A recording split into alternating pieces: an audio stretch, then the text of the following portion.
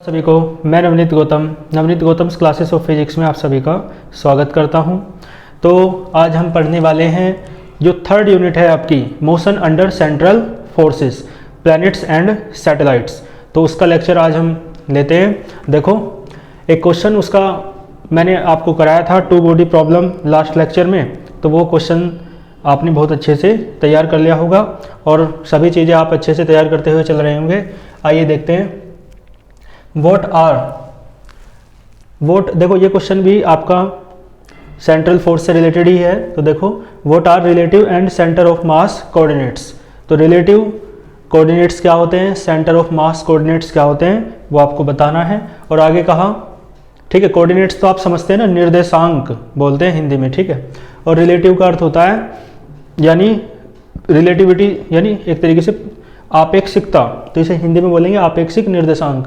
और centre of मास निर्देशांक को इसे क्या बोलते हैं, द्रव्यमान केंद्र निर्देशांक, ठीक है। तो आगे कहा सो दैट, आपको सिद्ध करना है vector R is relative position vector. तो वेक्टर आर क्या है, रिलेटिव पोजीशन वेक्टर है। रिलेटिव पोजीशन वेक्टर का मतलब है रिलेटिव कोऑर्डिनेट का वेक्टर है, या रिलेटिव यानी तुलनात्मक। रिलेटिव का मीन्स क्या होता है, तुलना करते हुए, ठीक है। चलो तो देखो रिलेटिव पोजीशन वेक्टर, तो रिलेटिव का तुलना करना अर्थ समझते हो ना। जैसे दो बॉयज हैं, है ना, दौड़ रहे हैं, या दो बॉडीज हैं वो मोशन कर रही हैं। तो एक की जो स्पीड है मान लो 5 है, दूसरे की 3 है। तो देखो इसकी स्पीड, यदि आप रुके हुए हैं तो इसकी स्पीड आपके लिए 5 है, लेकिन बॉडी ए 5 की स्पीड से चल रही है, बॉडी बी 3 की स्पीड से चल रही है। तो बॉडी 3 के लिए जो इसकी स्पीड होगी वो 5 नहीं है, 2 होगी, इन दोनों का डिफरेंस। क्लियर है। तो इसे ही तुलनात्मक कहते हैं, यानी तुलना करना कहते हैं, है ना, कंपैरिजन करना कहते हैं, यानी रिलेटिव वर्ड आता है, ठीक है। रिलेटिविटी या आपेक्षिकता, किसी के सापेक्ष बात आप करते हैं तब, ठीक है। आगे देखो वेक्टर आर क्या है, मैंने बताया रिलेटिव पोजीशन वेक्टर है। क्लियर है, ये डायग्राम से समझ में आएगा। ऑफ टू पार्टिकल्स, दो पार्टिकल्स हैं, दो कण हैं, एक का मास m1 है और दूसरे का मास m2 है। तो then centre of mass of two particles will be. तो देखो क्या कहा कि जो सेंटर ऑफ मास है ना दोनों पार्टिकल्स का, वो कितना है, mu upon m1 vector r1, वो वेक्टर r है केवल, है ना। और दूसरा कितना दे रखा है, दूसरा है आपका minus mu upon m2 into vector r। चलो तो देखो इसे सॉल्व करते हैं, क्वेश्चन का डायग्राम बनाते हैं। इसने कहा दो पार्टिकल्स हैं, है ना, मान लो एक पार्टिकल ये रहा और एक पार्टिकल ये रहा। पहले का मास मान लो m1 है और दूसरे का मास m2 है, ठीक है। चलो यहाँ पर ओरिजिन है, ओरिजिन यानी क्या बोलते हैं, मूल बिंदु, ठीक है। और इस तरीके से, ठीक है जी। तो देखो ध्यान देना, दो पार्टिकल हैं, दोनों का जो सेंटर ऑफ मास है ना, यानी जो दोनों का द्रव्यमान केंद्र है वो इनके बीच में होगा। कहाँ होगा, यहाँ पर सेंटर ऑफ मास, द्रव्यमान केंद्र कहाँ पर है, बीच में, है ना। सेंटर ऑफ मास से डिनोट करते हैं, मतलब cm से डिनोट करते हैं सेंटर ऑफ मास को। और देखो सेंटर ऑफ मास का जो पोजीशन वेक्टर है उसे आप वेक्टर rcm कह दो, और जो m1 का है ओरिजिन के रेस्पेक्ट में उसे वेक्टर r1 कह दो, जो m2 का है ओरिजिन के रेस्पेक्ट में उसे वेक्टर r2 कह रहे हैं। क्लियर है। तो जिसका पोजीशन वेक्टर होता है उसकी तरफ को एरो लगता है, एक बात। और दूसरी बात ये कि पोजीशन वेक्टर जो है किसी पॉइंट के रेस्पेक्ट में होता है। जैसे यहाँ पर किसके रेस्पेक्ट में है, ओरिजिन के रेस्पेक्ट में, यानी उसके सापेक्ष। क्लियर है। चलो तो देखो क्या करेंगे, तो इसमें लिख देना आप, let us consider two bodies या two particles of masses m1 and m2। Clear है। तो देखो let cm be their centre of mass, THEIR, their माने उनका सेंटर ऑफ मास है cm। और फिर देखो let vector rcm be the position vector of centre of mass with respect to origin. Clear है। And vector r1 be the centre of mass of particle m1 with respect to origin. Clear है।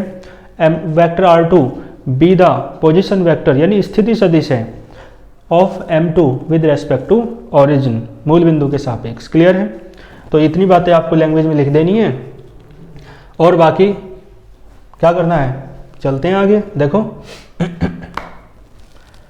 ध्यान देना, यहाँ से एक law मैंने आपको पढ़ा रखा है, वेक्टर ट्राइंगल लॉ। तो वेक्टर ट्राइंगल लॉ से आप मुझे एक बात देख के बताओ जरा, ये जो है ना, ये M1 का पोजीशन वेक्टर मान लो, किसके रेस्पेक्ट में, M2 के रेस्पेक्ट में। तो मान लो कितना मान लें, वेक्टर R। ठीक है, M1 का है तो M1 की तरफ एरो लगेगा, और M2 के रेस्पेक्ट में कितना माना, वेक्टर R। क्लियर है? तो देखो और RCM का तो फॉर्मूला आप जानते हो, RCM का फॉर्मूला जानते हो ना, RCM position vector of centre of मास, पढ़ा है ना आपने सेकंड यूनिट में। इसे क्या कहते हैं, फर्स्ट यूनिट में था ये ना, क्या कहते हैं, द्रव्यमान केंद्र का स्थिति सदिश। ठीक है, तो देखो वेक्टर RCM कितना हो जाएगा, बोलो, है ना, आपको फॉर्मूला याद होगा, पता है क्या होता है, M1 vector R1 plus M2 vector R2 और अपॉन M1 प्लस M2। ठीक है जी, यही तो है। क्लियर है? M1 vector R1 plus M2 vector R2 upon M1 plus M2। ठीक है, तो देखो अब मैं बात कर रहा था किसकी, मैंने एक लॉ बताया था आपको, vector triangle law, mathematical physics में और मैकेनिक्स में भी बताया होगा, नहीं पता है तो देखो फ्रॉम इसे चलो इक्वेशन 1 डाल दो। तो वेक्टर ट्रायंगल लॉ से आप बताओ, इसे बोलते हैं हिंदी में सदिश त्रिभुज नियम, वेक्टर ट्रायंगल लॉ, सदिश त्रिभुज नियम। सदिश त्रिभुज नियम क्या होता है, मैंने बताया है आपको कई बार। देखो जैसे मान लो आपको M1 पर ये A कह दो, है ना, और इस पॉइंट को B कह दो। मान लो आपको A पर जाना है, तो आपके पास O पर हैं आप, तो दो रास्ते हैं, या तो आप डायरेक्ट O से A पर चले जाओ, या फिर पहले, है ना, B पर जाओ और B से A पर जाओ। तो ये वेक्टर ट्रायंगल आप लगाओ किस त्रिभुज में, इन ट्रायंगल OAB में, है ना, OAB त्रिभुज में सदिश त्रिभुज नियम लगाने पर। तो मैंने कहा A पर जाना है तो या O से, तो या तो O से डायरेक्ट A पर चले जाओ, या है ना O से B पर जाओ और B से A पर चले जाओ, एक रास्ता ये है। क्लियर है, बात समझ में आ रही होंगी आपको। OAB में लगाया है, इसलिए ये मत कहना कि पहले यहाँ इधर जाओ फिर इधर जाओ, इस ट्राइंगल की बात नहीं कर रहे, पूरे ट्राइंगल की बात कर रहे हैं। ठीक है, तो देखो OA कितना है, OA वेक्टर R1, OB कितना है, वेक्टर R2, और BA कितना है, BA है वेक्टर R। तो यहाँ से बताओ, है ना, ये जो R1 है ना, इसकी वैल्यू यहाँ पे पुट कर दो फर्स्ट में, है ना, फर्स्ट इम्प्लाइज। तो vector RCM M1 vector R1 की वैल्यू क्या है, vector R2 plus vector R और plus M2 vector R2 upon M1 plus M2। ठीक है जी, वेक्टर RCM तो क्या आ जाएगा, M1 vector R2 plus M1 vector R plus M2 vector R2 M1 plus M2। ठीक है जी, देखो यहाँ से एक बार बताओ आप मुझे, अलग अलग अपोन में कर दो, है ना।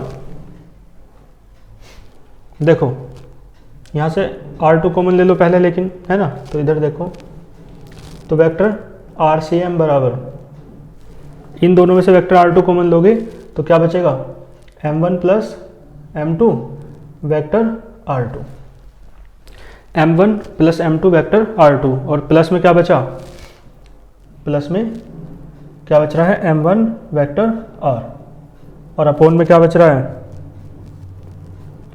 M1 plus M2। ठीक है, इन दोनों में, दोनों को एक साथ ले लिया और दोनों में से वेक्टर R2 कॉमन ले लिया। आपको तो दिख नहीं रहा, एक मिनट रुकिए जरा। ठीक है जी, देखो अब दिख रहा है आपको, क्लियर है, अच्छे से देख पा रहे होंगे आप। चलो यहाँ तक समझ में आया आपको। ठीक है, एक बार दोबारा देख लो। यहाँ से मैंने M1 की मल्टीप्लाई कर दी है दोनों में, और ये है ना ऐसे ही रखा, फिर इन दोनों में से आपने वेक्टर R2 कॉमन लिया तो m1 plus m2 into vector R2, और ये जो है ना ये बाद में लिख लिया है, और अपॉन वाला ऐसा का ऐसा ही रहा। क्लियर है? चलो फिर इसमें देखो अलग अलग अपॉन में कर लो, तो वेक्टर RCM आपका कितना आया, ये तो कट जाएगा वेक्टर R2 और प्लस ये बचेगा आपका m1 upon m1 plus m2 और इनटू में क्या है वेक्टर R। क्लियर है? देखो तो एक बात सुनो, मैंने आपको रिड्यूस्ड मास पढ़ाया था जिसे आप क्या कहते हैं, समानीत द्रव्यमान। तो समानीत द्रव्यमान रिड्यूस्ड मास का फॉर्मूला आपको याद होना चाहिए। क्या होता था, म्यू बराबर m1 m2 upon m1 plus m2।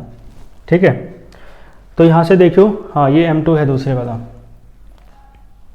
तो यहाँ से बताओ मुझे m1 upon m1 plus m2 की वैल्यू वहाँ से क्या आएगी, है ना। तो चलो यहाँ लिख देते हैं साइड में, बिकॉज रिड्यूस्ड मास म्यू बराबर होता है m1 m2 अपॉन, पढ़ाया था ना मैंने इससे पहले वाले डेरिवेशन में रिड्यूस्ड मास का कॉन्सेप्ट, समानीत द्रव्यमान। तो यहाँ से देखो आप m1 upon m1 plus m2 का मान निकालना है तो m2 को अपॉन में ले आओ, तो म्यू अपॉन m2 बराबर आ जाएगा m1 upon m1 plus m2। ठीक है, m1 upon m1 plus m2 ये किसके बराबर आया, म्यू अपॉन m2। ठीक है, इसकी वैल्यू रख दो। देखो vector RCM vector R2 plus इसकी वैल्यू क्या है उधर से, mu upon m2 vector R। ठीक है, बात समझ में आ रही है? चलो ठीक है, बल्कि यहाँ से वेक्टर RCM की वैल्यू मत निकालो, डस्टर कहाँ है, यहाँ से आप वेक्टर R2 की वैल्यू निकालो, एक लाइन बढ़ानी पड़ेगी ना। तो ये तो ठीक है ना, बॉक्स हटा दो बस यहाँ भी छोड़ सकते हो, है ना। तो ये मैंने बताया इसकी वैल्यू क्या है, म्यू अपॉन m2। ठीक है, वेक्टर R। तो यहाँ भी छोड़ सकते हो, लेकिन RCM की वैल्यू नहीं निकाल रहे हम R1 की और R2 की वैल्यू निकालेंगे। तो R2 की वैल्यू यहाँ से कितनी आएगी, तो क्या आएगा, वेक्टर RCM माइनस ये इधर पहुँच जाएगा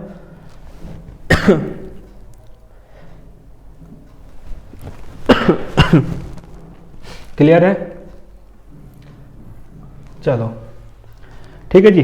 तो वेक्टर R2 आपका कितना आया, ये वाला इधर चला गया, vector RCM minus mu upon m2 into vector R। यहाँ तक क्लियर है आपको?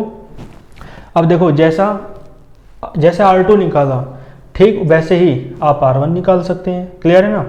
तो देखो दोबारा मेहनत करने की आवश्यकता नहीं है, आप क्या करेंगे, एक बार मेहनत कर लो बस, है ना। एक बार मेहनत करने से ही हो जाता है। तो एक बार की गई मेहनत काम आ जाती है ना, हमेशा काम आती है। तो किसी भी चीज़ पे आपको केवल एक बार मेहनत करने की ज़रूरत होती है। ये डेरिवेशन भी शिक्षा देता है इस बात की। ठीक है ना, यहाँ तक नोट कर लो और फिर सिमिलरली करके हम कर देंगे। ठीक है, तो सिमिलरली कहाँ लिखूँ, जगह तो है नहीं, चलो यहीं लिख देते हैं सिमिलरली, यानी इसी प्रकार वेक्टर R1। देखो R2 कब निकला, जब यहाँ से आपने वेक्टर R1 निकाला था। ठीक है, अब R1 कब निकलेगा, जब यहाँ से आप R2 निकालेंगे। तो ध्यान देना, करके नहीं दिखाना आपको, मैं केवल समझा रहा हूँ। तो यहाँ से R2 निकालोगे तो क्या आ जाएगा, vector R1 minus vector R। Clear है, बात समझ में आ रही है? तो इसका मतलब है वेक्टर R से पहले जब R1 निकाला था तो वेक्टर R से पहले प्लस था। क्लियर है, लेकिन अब जब R1 निकालने के लिए R2 निकालोगे तो वेक्टर R से पहले क्या है, माइनस। समझ गए? तो वेक्टर R से पहले माइनस लग जाएगा सिमिलरली करोगे तो माइनस तो पहले से ही माइनस और लग जाएगा, तो माइनस माइनस क्या हो जाएगा, प्लस। क्लियर है? और यहाँ क्या आएगा, m1। ठीक है जी, बातें क्लियर हैं आपको? नोट कर लो यहाँ तक। ठीक है, वीडियो को पॉज करके नोट कर लो और फिर हम आगे चलते हैं। यहाँ तक आपको कोई भी प्रॉब्लम नहीं होगी। ठीक है, ये क्वेश्चन आपका कंप्लीट हुआ। थोड़ा सा एक दो लाइन इसमें और हैं, तो मैं इधर से रफ कर देता हूँ ना, आप वीडियो को पॉज करके नोट कर लेना या स्क्रीनशॉट ले लो। तो बात समझ में आई ना, ये माइनस की जगह प्लस कैसे हुआ, ठीक है ना, क्योंकि देखो R2 तब निकला है जब आपने R1 निकाला वेक्टर ट्रायंगल ला से। तो R1 जब निकाला था तो वेक्टर R से पहले प्लस आ रहा था, लेकिन अब R1 निकालना है तो R2 निकालना पड़ेगा वेक्टर ट्रायंगल ला से। तो वेक्टर R से पहले क्या आएगा, माइनस। इसका मतलब है वेक्टर R से पहले माइनस हो आएगा, तो माइनस बीच में है, वेक्टर R से पहले माइनस आएगा, तो माइनस माइनस क्या हो जाएगा, प्लस। क्लियर है।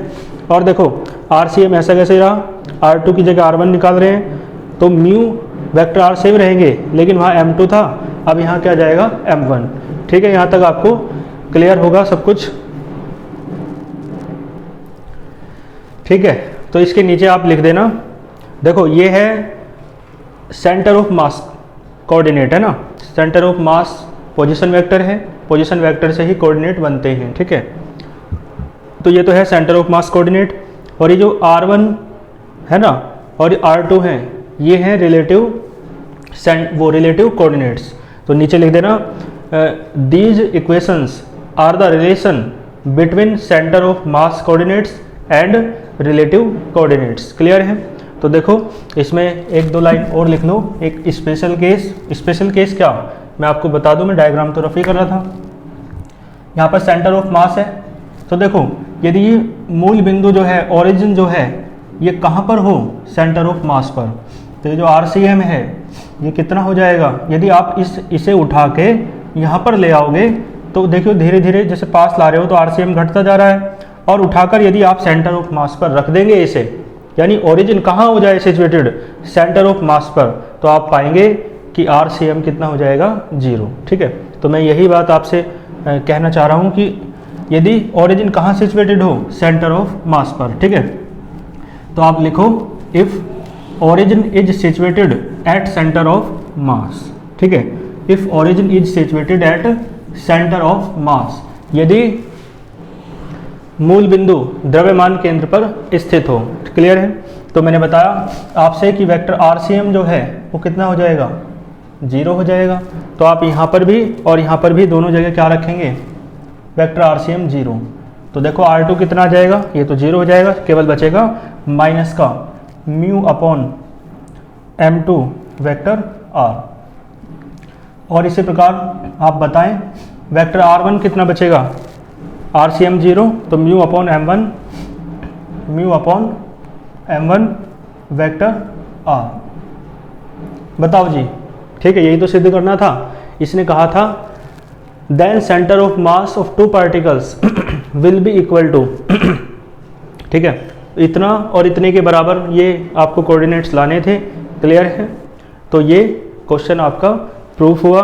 इसकी लैंग्वेज वगैरह अच्छे से मैं लिख दूंगा, है ना, और PDF नोट्स आपको टेलीग्राम चैनल पर मिलते रहेंगे। ठीक है, तो यहाँ तक आप नोट कीजिए, फिर इसके बाद नेक्स्ट क्वेश्चन पर चलते हैं।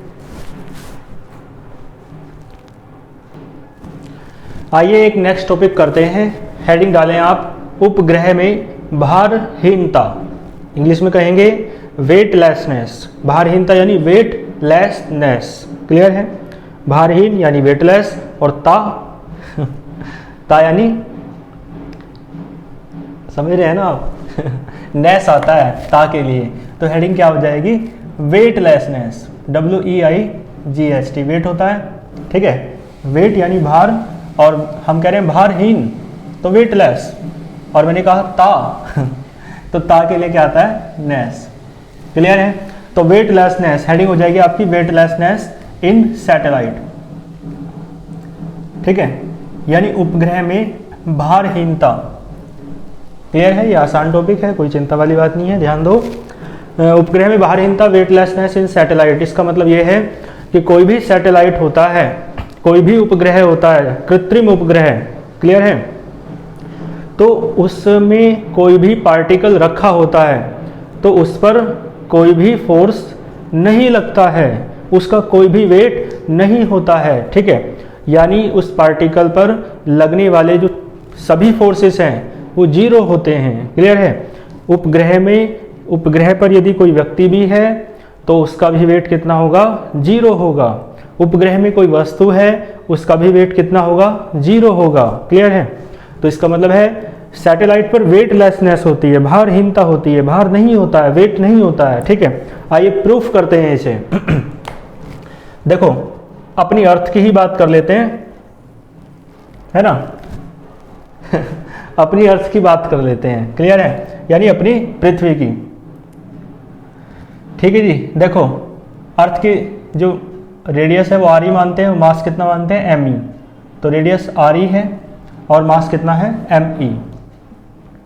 आगे देखें, इसके चारों तरफ एक ऑर्बिट होगा। ऑर्बिट आप समझते हैं, बना लेना अपने हिसाब से, गोला है ना। ऑर्बिट यानी क्या बोलते हैं, ऑर्बिट क्या बोलते हैं हिंदी में, कोस, कोस या कक्षा कह सकते हो, कक्षा। ठीक है, तो इसके चारों तरफ कक्षा है और कक्षा में कौन परिक्रमण कर रहा है, एक सैटेलाइट परिक्रमा कर रहा है, परिक्रमण कर रहा है, रिवॉल्यूशन कर रहा है। क्लियर है। सैटेलाइट पर एक पार्टिकल रखा है जिसका मास मान लो कितना है, m। क्लियर है। और हमें यह बताना है कि इस m मास का जो पार्टिकल है जो सैटेलाइट पर रखा है, इस पर कोई भी फोर्स नहीं लग रहा है, कोई भी इसका वेट नहीं है। ठीक है, क्योंकि इसका जो नेट फोर्स है, जो इसका परिणामी बल है, वो कितना है, 0 है। क्लियर है। तो आइए इसे प्रूफ कर लेते हैं। ठीक है, इसका ये ऑर्बिट आप ठीक से बना लेना, उससे क्या बोलते हैं, उसे प्रकार से बना लेना। ठीक है, अब मेरी बात सुनो ध्यान से। आपको एक बात पता है, अभिकेंद्र बल आप जानते हैं, सेंट्रीपिटल फोर्स क्या होता है, जब कोई बॉडी किसी सर्कुलर पाथ में रिवॉल्यूशन करती है, ठीक है, तो क्या होता है, डेरिवेशन करते टाइम आप ऑर्बिट को सर्कुलर मान के चलते हैं। क्लियर है। वैसे इलिप्टिकल होता है, आप जानते हैं। तो सर्कुलर पाथ में मोशन करती है तो सेंटर की ओर एक फोर्स प्रोड्यूस हो जाता है, जिसे सेंट्रीपिटल फोर्स कहते हैं, जिसे अभिकेंद्र बल कहते हैं। क्लियर है। और ये सेंट्रीपिटल फोर्स आपको पता है कहाँ से मिलता है, ये कहाँ से मिलता है। देखो ये फोर्स जो है वो ग्रेविटेशनल फोर्स से मिलता है, और ग्रेविटेशनल फोर्स क्या होता है, किन्हीं दो बॉडीज के बीच लगने वाला फोर्स होता है, जो किसने बताया था, न्यूटन ने, जिसके बारे में बताया था। क्लियर है। तो इसके बारे में आप लैंग्वेज लिखें, लेट अस कंसीडर, मान के चलेंगे ए सैटेलाइट इज रिवॉल्विंग। क्या कर रहा है, एक सैटेलाइट रिवॉल्यूशन कर रहा है, और किसके सापेक्ष रिवॉल्यूशन कर रहा है, क्लियर है ना, तो अराउंड द अर्थ। तो let us consider a satellite is revolving around the earth. ठीक है। Let the mass of the earth is M E and radius of the earth is R E. Clear है। तो let the mass of the particle placed on the satellite is small m। जो satellite पर particle रखा है उसका मास कितना है, m है। ठीक है, चलो क्लियर है। चलो जी ध्यान देना आप मेरी बात पे। तो देन आपको एक बात पता है,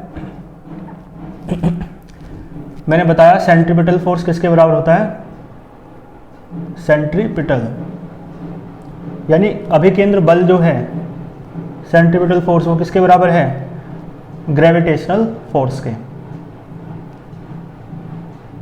ग्रेविटेशनल फोर्स। क्लियर है। सेंट्रीपिटल फोर्स का, अभिकेंद्र बल का आप फॉर्मूला जानते होंगे, और क्या होता है mv²/r। लेकिन यहाँ पर vo लेंगे, ऑर्बिटल वेलोसिटी, मैंने बताया था कक्षीय वेग, उपग्रह का कक्षीय वेग होता है। जिस वेग से कोई उपग्रह अपनी कक्षा में परिक्रमा करता है उसे उपग्रह का कक्षीय वेग कहते हैं। ठीक है। The velocity of any satellite through which the satellite revolves in its orbit is known as orbital velocity. ठीक है। कोई भी ऑर्बिट कोई भी सैटेलाइट अपने ऑर्बिट में जिस वेलोसिटी से रिवॉल्यूशन करता है, परिक्रमा करता है, उस वेलोसिटी को ऑर्बिटल वेलोसिटी कहते हैं, vo से डिनोट करते हैं। क्लियर है। तो सेंट्रीपिटल फोर्स का फॉर्मूला होता है mv²/r, लेकिन v के प्लेस पर क्या आएगा, vo। Orbital velocity, gravitational force आप जानते हैं। ठीक है, कोई ऐसा तो नहीं है जो नहीं जानता हो। ठीक है, जानते हैं सभी।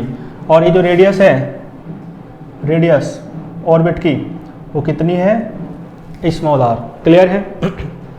तो देखो m से m कटा, r से एक पावर कट जाएगी, तो vo² बराबर किसका आएगा, g m e/r²। ठीक है। तो वी ओ स्क्वायर आपका किसके बराबर आया, जी एम आर स्क्वायर नहीं भैया, आर बचेगा केवल, एक आर कट गया ना इससे, तो ये बचेगा G M E upon R. Clear है, इक्वेशन नंबर फर्स्ट। अब हमें ये बताना है कि वेटलेसनेस है सैटेलाइट में, तो ध्यान देना, मान लो जो ग्रेविटेशनल फोर्स है वो तो इस तरफ लग रहा है, एफ जी कह दूं, और ध्यान देना इस पर जो फोर्स आपको पता है हर एक्शन का रिएक्शन होता है यूनिवर्स में। क्लियर है, आप पढ़ाई करेंगे तो अच्छा रिजल्ट आएगा, हर एक्शन का रिएक्शन है। तो देखो जब ग्रेविटेशनल फोर्स अंदर की ओर है तो इसका रिएक्शन फोर्स जो है वो कहाँ होगा, बाहर की ओर। ठीक है, क्लियर है। तो दोनों की डायरेक्शन अपोजिट है, तो दोनों का जो रिजल्टेंट होगा, जो नेट फोर्स होगा, दोनों का परिणामी होगा, वो कितना हो जाएगा, एफ जी माइनस आर या R minus F G. Clear है, एक प्लस का तो दूसरा माइनस का, तो दोनों का रिजल्टेंट जो है वो कितना बचा, एफ जी माइनस आर परिणामी जो है। और इनका जो परिणामी है वो किसके बराबर होता है, वो किस में बदल जाता है, वो बदल जाएगा सेंट्रीपिटल फोर्स में। क्लियर है, क्योंकि सेंटर की ओर है, ठीक है, अंदर की ओर फोर्स लेना है, तो जो अंदर वाला फोर्स है एफ जी वो प्लस का रखा, और जो बाहर वाला फोर्स है वो माइनस का रखा। ठीक है, तो एफ जी माइनस आर करके जो फोर्स है वो सारा किस में बदल जाता है, सेंट्रीपिटल फोर्स में बदल जाता है, अभिकेंद्र बल में बदल जाता है। ठीक है, क्लियर है। तो देखो ये फोर्स किस में बदल जाएगा, सेंट्रीपिटल फोर्स, एफ सी कह दो या एफ ई कह दो, तो इसका मतलब है, मैं चलो लैंग्वेज लिख देता हूँ। देखो क्या क्या मतलब है इसका, एफ सी यानी सेंट्रीपिटल फोर्स, सेंट्रीपिटल फोर्स, ठीक है, बराबर ये है ग्रेविटेशनल फोर्स,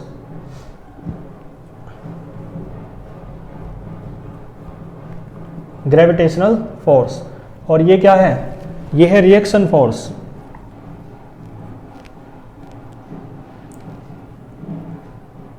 ठीक है जी, क्लियर है। बताओ कोई दिक्कत हो तो आप ये कह सकते हैं कि यहाँ पर सेंट्रीपिटल फोर्स तो ग्रेविटेशनल फोर्स के बराबर माना है, जबकि यहाँ सेंट्रीपिटल फोर्स इन दोनों के अंतर के बराबर मान रहे हैं। तो मैं आपसे बता दूं कि जो R है ना, वो R है नहीं कुछ भी, उसको तो जीरो आएगा। तो देखियो यदि R जीरो आएगा तो F ये जो है सेंट्रीपिटल फोर्स एफ जी के बराबर होगा, मतलब सेंट्रीपिटल फोर्स ग्रेविटेशनल फोर्स के बराबर ही होगा यदि R जीरो आ जाएगा तो R जीरो ही होता है, तो माइनस आर लिखने से कोई फर्क नहीं पड़ेगा। ठीक है, तो देखो सेंट्रीपिटल फोर्स कितना है, एफ सी, और एफ सी यानी सेंट्रीपिटल फोर्स का फॉर्मूला ये होता है M V O square upon R. Gravitational force आप जानते हैं G M E M upon R square, और माइनस रिएक्शन फोर्स आर है, और वी ओ स्क्वायर का मान रख दो इक्वेशन फर्स्ट से। क्लियर है, यहाँ तक दिख रहा होगा आपको। तो वी ओ स्क्वायर की आप वैल्यू पुट करो, देखो इधर देख लो, तो एम वी ओ स्क्वायर की वैल्यू है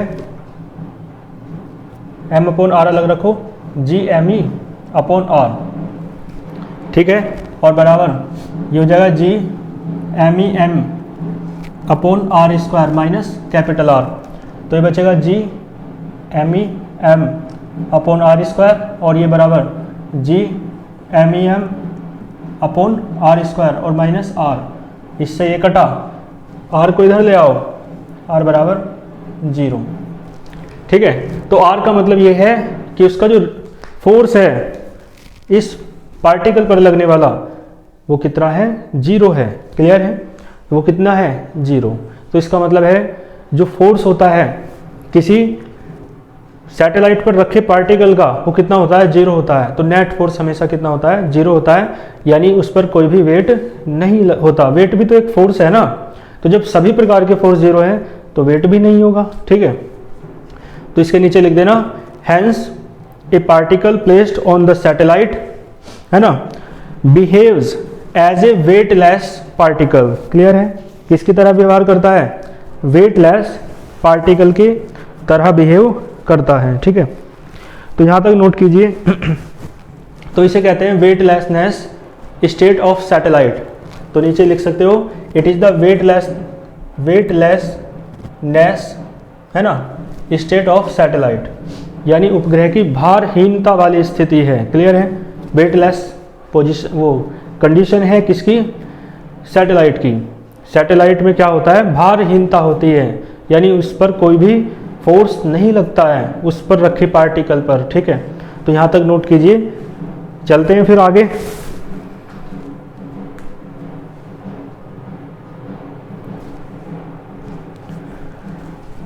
ठीक है, बड़ा व्यवधान है तो है ना, आज की क्लास में इतना ही रखते हैं। थोड़ा यहाँ पर किसी का विवाह समारोह हो रहा है ना, बड़ी खुशी मिलती है। लोग शादी है ना में जाते हैं है ना, और शादी करते हैं, तो चलो सबका समय आएगा है ना। खुश रहिए और अच्छे से पढ़ते रहिए, कामयाब बनिए, तभी तो जीवन में सब कुछ अच्छा होगा। ठीक है, तो बाकी इनके जो नोट्स हैं मैं टेलीग्राम चैनल पे सेंड करता हूँ, तो आप टेलीग्राम चैनल में ज्वाइन हो सकते हैं। वीडियो के डिस्क्रिप्शन बॉक्स में उसका लिंक दिया हुआ है।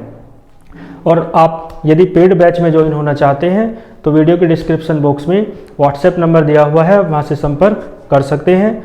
और 4th यूनिट आपकी पेड बैच में चल रही है इसकी, और वेक्टर कैलकुलस चल रही है। ठीक है, तो अच्छे से पढ़ते रहिए।